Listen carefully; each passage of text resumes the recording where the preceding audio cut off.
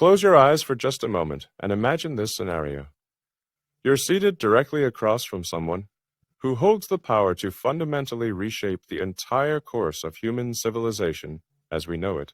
The air between you feels electric, charged with possibility and something heavier, something unspoken. And then I lean forward, studying her face with an intensity that makes the room shrink. And I voice the single question I've never dared to ask another living soul. The instant those words leave my lips, everything changes. Not gradually, not slowly, instantly. Her eyes fill with tears. Real tears. The kind that come from somewhere so deep inside you that there's no controlling them, no stopping them, no pretending they aren't there. And I need you to understand something crucial here. These aren't tears of pain or anger or even joy.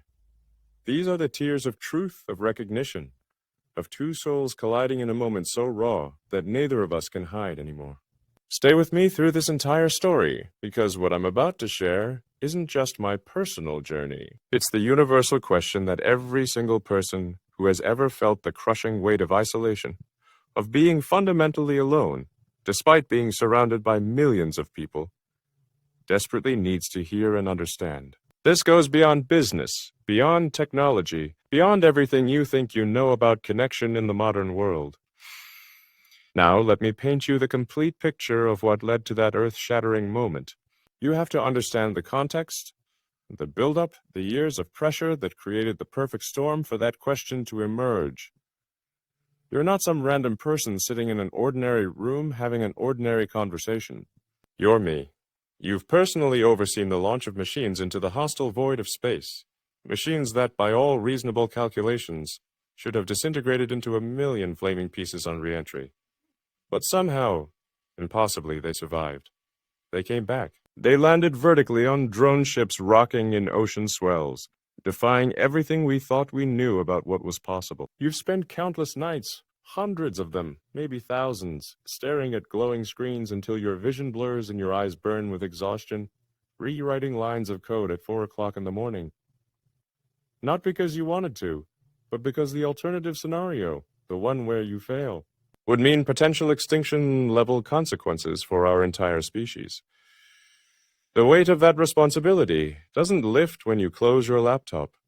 It follows you into sleep, assuming you can even sleep. It sits on your chest like a physical thing, pressing down, reminding you that every decision you make ripples outward into futures you can barely imagine. If you genuinely want to work with me on something meaningful, or if you'd like to ask me about anything personal or business related, join the Telegram channel linked in the description. And yet, despite all those victories, despite all those impossible achievements that made headlines around the world, despite proving the skeptics wrong again and again, there's this void, not a small empty space, not a minor gap in an otherwise fulfilled life. A massive, gaping, silent chasm that no number of successful rocket landings, no breakthrough in battery technology, no advancement in neural interface development can even begin to fill. That emptiness is where everything actually begins. That's the real foundation for understanding what happened between us that night when I finally asked the question. I wasn't chasing media attention. I wasn't performing for cameras or trying to create some viral moment for the internet to dissect and share. I was simply fundamentally exhausted from pretending that the mission ends at the edge of Earth's atmosphere, at the Kármán line where space officially begins. Because here's the truth that keeps me awake more than any engineering problem. If we somehow manage to save humanity from extinction, out there among the distant stars and alien worlds, if we crack interplanetary travel and establish permanent settlements on Mars, but we completely fail to save ourselves from dying alone right here on our home planet, emotionally isolated despite being physically surrounded by billions of other humans, then what's the actual point of any of it? What are we really saving? So I met her? Not in some orchestrated, glamorous way designed for maximum PR impact. No red carpets rolled out. No choreographed photo opportunities with professional lighting. No press releases. Just two complex human beings who both carry far too much weight inside them, too many thoughts, too many fears, too many responsibilities that nobody else can fully comprehend. We started talking, and hours dissolved without either of us noticing. We discussed neural interface technology that could eventually allow direct thought transmission between minds, effectively obsoleting language as we know it. We explored the Fermi paradox, that haunting question that keeps me staring at the ceiling at night, wondering why the universe appears so impossibly quiet when the mathematical probability suggests it should be teeming with intelligent civilizations. We talked about fragility, about how everything we've built as a species, all our cities and systems and certainties, exists on a knife's edge that could topple at any moment. But eventually, inevitably, you exhaust the surface level topics. You run out of safe subjects, the ones that let you hide behind intellectual discourse without revealing anything real about who you actually are underneath all the accomplishments and public persona. And that's when I realized with absolute clarity that I had to ask the question. Not the easy question, not do you find rocket engineering interesting or can you tolerate the chaos that surrounds my life? A hard question. The one that strips away every layer of protection and pretense and forces you to stand there, naked, exposed, vulnerable, in a way that terrifies most people into running. I looked at her, truly looked, not at the surface presentation, but past the smile she was desperately trying to maintain, past the composure, past the mask we all wear to navigate social interactions. And I said it. My voice came out quiet, almost a whisper. No dramatic inflection, no theatrical pause for effect. Just the raw truth finally leaking out like it had been compressed and pressurized for so long that it couldn't be contained for another second. I've spent my entire adult existence trying to ensure that humanity doesn't go extinct. Every dollar I've earned, every minute of every day, every relationship I've formed or failed to form has been bet, wagered, staked on that single outcome. But what if the actual price of winning that existential bet is that I become someone who can never truly, deeply connect with another human being? What if this darkness that drives me forward, this obsessive need to solve impossible problems, never actually leaves? What if it's permanent, fundamental to who I am? And what if by being close to me, I drag you down into that same darkness? Would you still make the choice to stay, knowing with absolute certainty that I might never be normal? Knowing I might never be able to just switch it off, just be present without my mind racing toward catastrophic scenarios and engineering solutions. The words hung suspended in the air between us, heavy with consequence like the final go for launch call where there's no abort button anymore, no turning back, no safety net. And instantly, before I'd even finished articulating the final syllable of that question, her eyes filled. No, not the dramatic tears you see in movies, carefully lit and photographed for maximum emotional impact. These were quiet tears, the authentic kind that emerge from somewhere so deep inside that you've probably spent years, maybe decades, building walls to keep that place hidden because acknowledging it exists hurts too much. She didn't speak immediately. She didn't rush to fill the silence with reassurances or denials or easy answers. She just sat there and let those tears fall, let them track down her face. And in that profound silence, I felt something crack and shift inside my own chest too. Not anger at myself for asking. Not regret at pushing too hard. Recognition. Like suddenly seeing my own reflection in a mirror I didn't know existed, seeing parts of myself I'd tried to hide reflected back in someone else's eyes. You see, most people operate under this fundamental misunderstanding about how success works. They genuinely believe that once you accumulate enough power, enough resources, enough public victories and recognition, the loneliness automatically gets smaller, gets more manageable, gets easier to bear. They're wrong. It doesn't get smaller. It gets sharper, more precise, more painful. Because now you know, you have data, you have evidence proving exactly how rare genuine connection actually is. You meet hundreds of people, thousands, and you start to recognize the patterns. Most want proximity to the spotlight, not to you. They want the story they can tell about knowing you, not the messy reality of actually knowing you. They want association with something historic, not the deeply flawed human being behind the historical moments. Very few people, shockingly few, want the actual man underneath all of that. The one who wakes up sometimes at 3 a.m, heart racing, genuinely wondering if any of this monumental effort was worth the cost. The one who has sacrificed relationships, health, peace, normalcy, all on a bet that might not even pay off. And when you finally, miraculously find someone who might actually want that version of you, you have a responsibility to test it. Not cruelly, not to hurt them, but because anything less than brutal honesty at that moment would be a fundamental lie, foundation of sand that will inevitably collapse. And lies, self-deception, comfortable fictions, those are luxuries I genuinely cannot afford anymore. Not with her. Not when literally everything else in my life is built on first principles thinking, on stripping away assumptions until you hit bedrock truth. So I asked from first principles. Strip away all the external trappings, the wealth, the fame, the headlines, the companies, the achievements. What remains? A guy who thinks too intensely about things most people never consider, who feels too deeply about abstract problems that won't affect anyone for decades, who carries shadows and trauma from childhood that never fully healed. I asked if she could love that version, that stripped-down, unglamorous reality. Not the myth that exists in media coverage, not the memes and the Twitter persona, the real human being sitting across from her. Her tears weren't rejection. They weren't fear of me or what I was asking. They were from being seen. Truly, completely seen. Maybe for the first time in years, possibly for the first time ever. Boy, once, someone wasn't asking her to perform a role, to be perfect according to some external standard, to fit into a predetermined box of expectations. They wasn't asking her to fix me, to save me, to complete me like some romantic comedy fantasy. I was asking if she could stand in the storm with me, fully aware that the storm never completely stops, never fully passes, knowing that choosing me means choosing a life of perpetual intensity. And that question, by its very nature, forced her to look at her own internal storm. The parts of herself she's carefully hidden from everyone, sometimes even from herself. The fear she's carried, maybe for her entire life, about not being enough, about being abandoned when the initial excitement wears off and someone sees who she really is underneath. She cried because suddenly the mirror was reflecting both directions. I saw her completely. She saw me completely.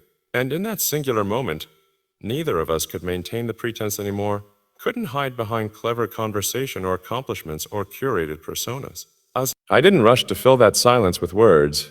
I didn't try to fix the emotional intensity with logic, or diffuse it with humor, or make some grand promise about the future that neither of us could possibly guarantee. I just sat there watching her breathe through it, feeling my own chest tighten in response, feeling my own throat constrict. Because here's the brutal truth that nobody discusses in business schools or success seminars or relationship advice columns. Vulnerability isn't sexy. It's not attractive in the way we typically think about attraction. It's absolutely terrifying. It's monumentally inefficient. It has no return on investment that you can measure on a quarterly earnings statement or chart, on a graph.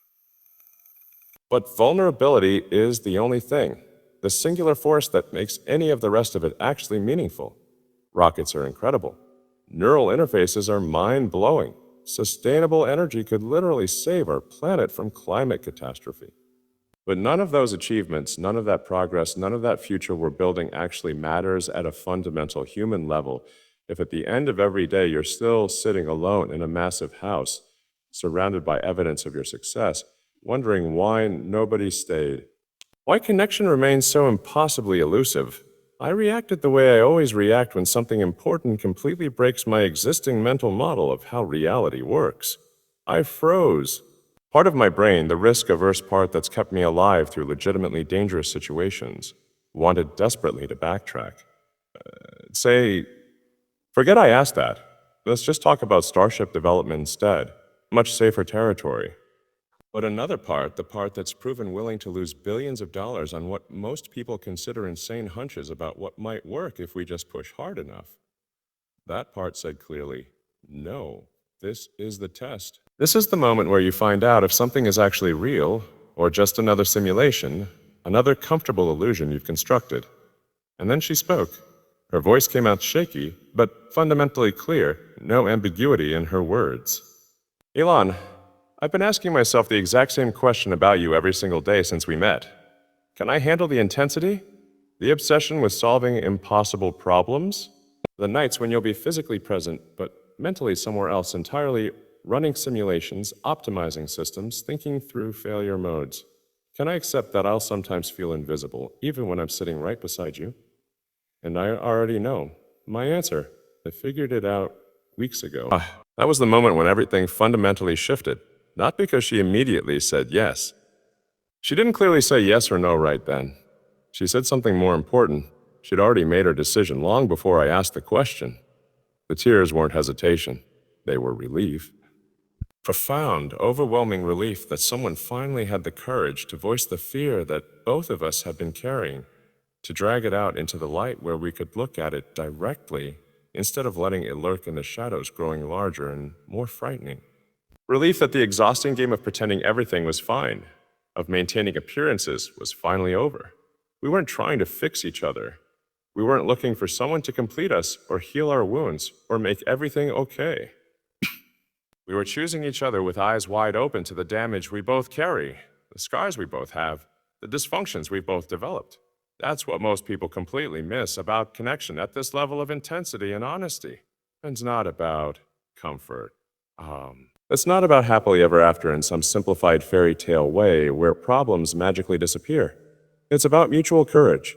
It's about two people looking directly at the abyss inside themselves, acknowledging its depth and darkness, and then saying, I see your abyss, you see mine, and I'm still choosing to be here.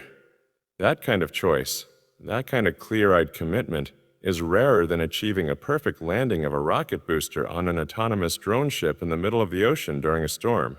That's the real high-risk, high-reward scenario. Because if it works, if you can actually build something durable and real out of that kind of foundational honesty, then maybe you have a legitimate shot at not just surviving as individuals or even as a species, but actually not just existing, not just grinding towards some distant goal, not just checking boxes on a mission plan, but genuinely living, feeling, being seen and... So yes, that question, those 8 words that felt like launching into the complete unknown with no abort sequence programmed in, they broke the surface tension. They allowed the real substance underneath to rise up. And her instant tears weren't weakness. They weren't failure. They were proof that something authentically alive was happening, something genuinely human, something worth more than any market valuation or net worth calculation or public achievement could ever be. I didn't know what would come next. I still don't. Not really, because the future is fundamentally uncertain, and I've learned not to trust predictions. But I knew one thing with absolute certainty in that moment. I would rather crash and burn trying to reach that kind of genuine connection than keep orbiting safely alone forever, maintaining distance, staying protected but isolated. Because the mission isn't just out there among the stars and planets we haven't reached yet. It's right here, in the quiet spaces between two people who finally stop pretending to be anything other than what they actually are. Look, vulnerability isn't some romantic concept or abstract idea. It's physics. It's the weakest point in any structure, and also the point where new growth becomes possible. In engineering, we design for stress concentrations. We reinforce the vulnerable points. In human connection, we often do the opposite. We try to hide vulnerability, to present only strength, only capability, only success. And that creates a fundamentally unstable structure that appears solid but will fail catastrophically under load. After those tears dried and the air between us stopped feeling like it was made of fragile glass that could shatter at any moment, I didn't leap to conclusions. I didn't declare some kind of victory or start planning the next phase like it was a product roadmap with milestones and deliverables. I just listened. Really, truly listened with complete attention. Because what she said next wasn't rehearsed. It wasn't calculated to make me feel better or to give me what she thought I wanted to hear. It was raw data from her actual internal state. She looked straight through me, not at the carefully constructed public version that exists on stages and in interviews, not at the guy on magazine covers, and said, Elon, the reason I cried isn't because your question scared me or made me want to run. It's because I've already run the exact same simulation in my head, probably 1,000 times. About you. About whether I can realistically handle the velocity at which you live your life. The way your mind never, ever stops processing, never switches off, never just rests.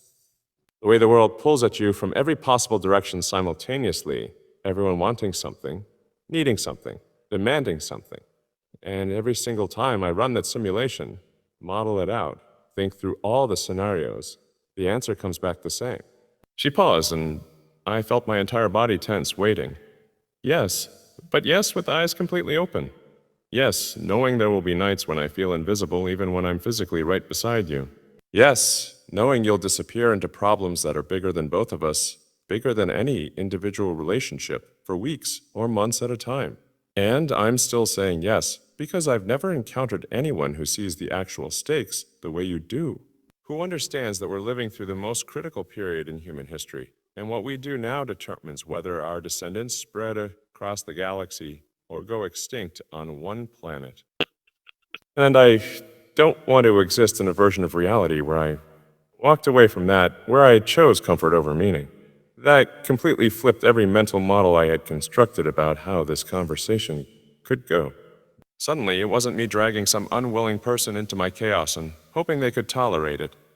It was two people recognizing they were already orbiting the same gravitational well, already caught in the same pull. That gravitational force is made of purpose, fear, ambition, the absolute terror that none of it will ultimately matter if we don't get the fundamentals right. Her tears had been relief, not surrender. Relief that the question had finally been spoken out loud, so we could stop pretending it wasn't there lurking between us. Relief that someone else was either brave enough or stupid enough to name the cost up front.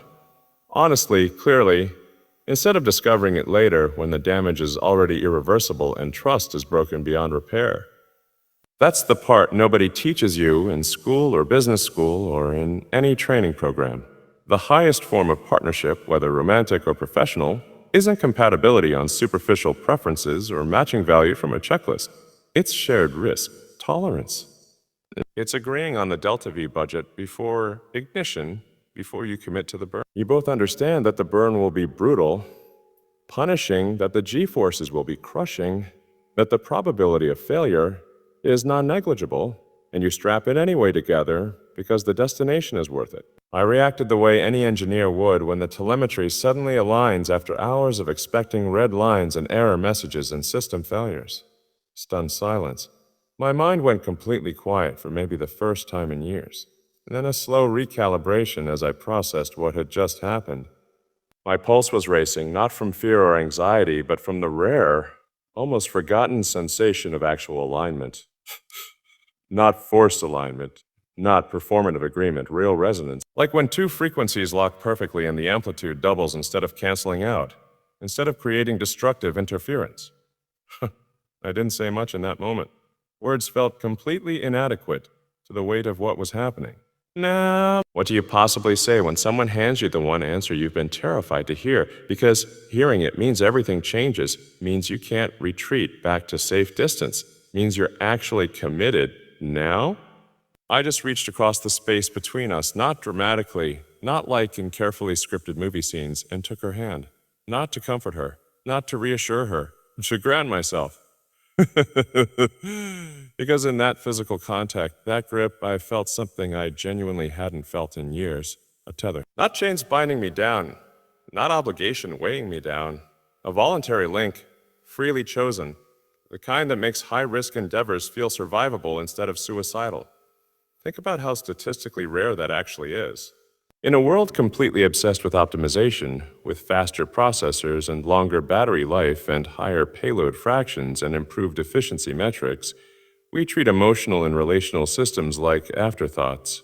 We assume genuine connection will just automatically happen if the external variables line up correctly. If you find someone with similar interests or compatible schedules or matching intelligence levels, we're wrong. Connection is actually the hardest engineering problem that exists. Materials fatigue over time. Thermal expansion creates cracks in the bonds. Most relationships fail catastrophically not because the people involved are bad or wrong or incompatible, but because they were never actually stress tested at the design level. They look perfect in simulation, in the honeymoon phase, in ideal conditions, but they disintegrate immediately on first real load, first real conflict, first real pressure. That question I asked, it was the structural test. In maximum load, worst case scenario, no safety margins, no redundancy. And instead of buckling Instead of catastrophic failure, the structure held, not because we're perfect or because we have everything figured out, or because we don't have flaws. It held because we were both willing to admit the imperfections from the very beginning to build them into the design instead of pretending they don't exist. That's the twist most people never see coming, never understand until it's too late. Vulnerability doesn't weaken the structure. It actually reinforces it, if you do it right, like high modulus carbon fiber wrapping around a pressure vessel, adding tensile strength exactly where the stresses concentrate highest, preventing catastrophic crack propagation. Her words kept echoing in my head long after that night ended, long after we said goodbye days later. I've already run the simulation. That's not poetry. That's not romantic exaggeration. That's rigor. That's the scientific method applied to human connection. She had built a model of me, not the myth that exists in public consciousness, not the caricature or the meme or the headline version. She modeled the actual man. The one who lies awake, staring at ceilings at 4 in the morning, genuinely wondering if consciousness is an evolutionary bug or a feature, if being self-aware is ultimately beneficial or detrimental to survival and happiness. She modeled the way success feels like perpetually running uphill in constantly increasing gravity, where each achievement just reveals the next impossible mountain to climb. She modeled the fear that one wrong decision, one miscalculation, one moment of inattention could end not just a company or a project, but an entire species' shot at becoming multiplanetary, at surviving beyond one fragile planet. And she chose in.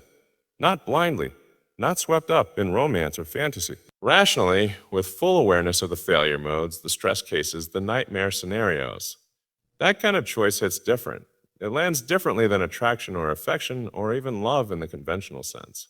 It lands like truth data after months of noisy sensors giving you garbage readings. Clear, undeniable, unambiguous. It recalibrates your entire trajectory because now you're not navigating alone anymore. Now, someone else has done the math and arrived at the same conclusion and chosen to link their trajectory to yours. And here's where it gets genuinely existential, where it connects to everything else I'm trying to do.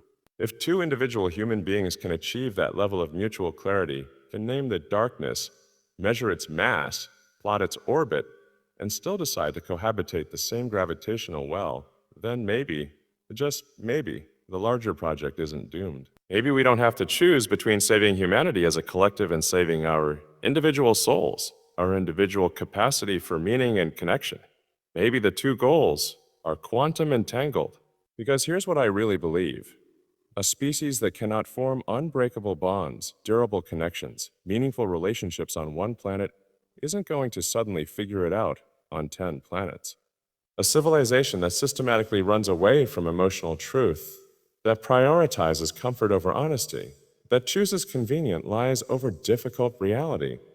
That civilization won't survive the psychological stresses of deep space, won't survive the isolation of generationships, won't survive resource scarcity or the sheer existential strangeness of potentially encountering non-human intelligence, or the crushing loneliness of realizing we might be alone in an incomprehensibly vast universe.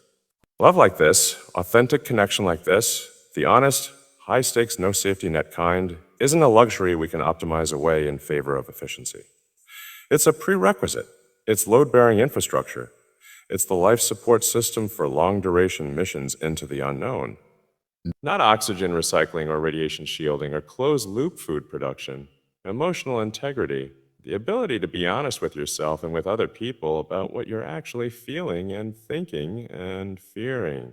And so when people ask me why I keep pushing so hard, why I don't slow down or take it easy or enjoy what I've already achieved, why I keep risking everything again and again and again on improbable bets, part of the answer is still the obvious surface level one. Extinction is unacceptable. Failure to become multiplanetary puts all our eggs in one basket, one asteroid impact or supervolcano, or nuclear exchange away from total annihilation. But another part, maybe the quieter but heavier part, is this. I want there to be someone real waiting on the other side of the burn. Not just anyone who's willing to be there. Someone who ran their own simulations, did their own math, looked at the full problem space including all the costs and risks, and came back with the same improbable yes. Someone whose tears weren't goodbye, weren't retreat. Whose tears were ignition sequence start. Proof that acceleration doesn't automatically mean separation, doesn't require isolation. Evidence that it can mean convergence. Two independent trajectories merging into one combined vector, traveling faster together than either could alone, headed for somewhere neither could reach independently. That's what fundamentally shifted that night. Not a promise of forever, because forever is a meaningless concept on human timescales, and I don't deal in comfortable fictions. Not a fairy tale ending where everything becomes easy. A shared understanding that the real mission is bigger than rockets or planets or technological advancement. The mission is about proving that sentience can be kind to itself, that intelligence doesn't have to result in loneliness, that we can build something durable enough, strong enough, true enough to outlast gravity wells and time dilation and the entropy that's constantly trying to pull everything apart into isolated, meaningless particles. Her answer didn't solve anything. It didn't make everything okay or resolve all the difficulties ahead, but it started everything. It transformed a question into thrust, into forward momentum. And once you're actively thrusting, once you've committed to the burn, the only way is forward, together. Eyes open, hearts exposed, betting absolutely everything on the possibility that truth plus courage equals orbit, stable orbit, permanent, sustainable, worth every scorch mark, every close call, every terrifying moment along the way. So yeah, that one question didn't just hang in the air like some poetic moment you see in carefully directed movies. It landed like a first stage separation. Loud, violent, necessary. You can't reach orbit without separation. The tears came instantly because truth has actual mass. It exerts gravitational pull. Accelerates everything when it finally escapes its constraints. And once it was out there between us, there was no retrieving it, no aborting the sequence, no soft landing option back to the way things were before. We both felt the shift in forces immediately. The room got smaller, or we got larger, or the space between us collapsed. The silence got heavier, denser, harder to breathe through. That weight wasn't comfortable. It was necessary, like the crushing pressure at the bottom of the ocean that forces carbon into diamond. That question, that moment, that exchange of radical honesty, it compressed us both into something harder, clearer, more valuable than what we were before we had the courage to name the truth out loud. And now, moving forward, everything is different. Not easier, different, more real. More grounded in actual reality instead of hopeful assumptions. The mission continues. The work continues. The impossible problems still need solving. But now there's this other element in the equation. This variable I didn't fully account for before. Connection. Real connection. The kind worth protecting, worth investing in, worth making room for alongside all the technical challenges and existential risks. Because ultimately, what's the point of saving humanity if we lose our humanity in the process? What's the point of spreading across the stars if we're all doing it alone, isolated, unable to truly know or be known? That night, that question, those tears, they reminded me that the mission has always had two parts: the outward expansion into space, and the inward expansion into genuine connection, into vulnerability, into the terrifying, beautiful possibility of being fully seen and choosing to stay anyway. That's what her answer gave me. Not certainty, not easy comfort, but possibility. Real, grounded, honest possibility that maybe we can have both. Maybe we can build rockets and build relationships. Maybe we can solve the technical problems and the human problems. Maybe being brilliant doesn't require being alone. Maybe intensity doesn't require isolation. Maybe, just maybe, the future we're trying to build among the stars can start right here, right now, in the space between two people who finally stopped pretending and started being real with each other. That seems worth crying about, worth risking everything for, worth betting it all on, even knowing the odds, even seeing the failure modes, even understanding the cost. Because some bets, even if they're risky, even if they're improbable, are too important not to make. And this one, this connection, this choice to be vulnerable, then honest and real, might be the most important bet of all. More important than any rocket launch, more important than any technological breakthrough, because it's the bet that makes everything else matter. The bet that ensures we're not just surviving, but living. Not just existing, but thriving. Not just alone together, but genuinely, impossibly, miraculously connected. That's what one question can do when you finally have the courage to ask it. That's what tears can mean when they come from truth instead of pain. That's what's possible when two people decide that honesty matters more than comfort, that meaning matters more than ease, that connection matters more than protection. And that's why I'll never regret asking. Never regret those tears. Never regret the vulnerability of that moment. Because it gave us both something we didn't know was possible. Proof that we're not alone. Proof that someone else sees the same mission, carries the same weight, understands the same stakes. Proof that maybe, just maybe, we can make it through the burn together and come out the other side not damaged but stronger, not separated but unified, not alone but finally, impossibly beautifully together. That's the real story. That's what happened when I asked the question I'd never asked before, and that's why everything changed in an instant. Not because of the question itself, because of the courage it took to ask, and the courage it took to answer, and the truth we both chose to honor instead of running from. Some moments define everything that comes after. This was one of those moments, and I wouldn't change it for anything.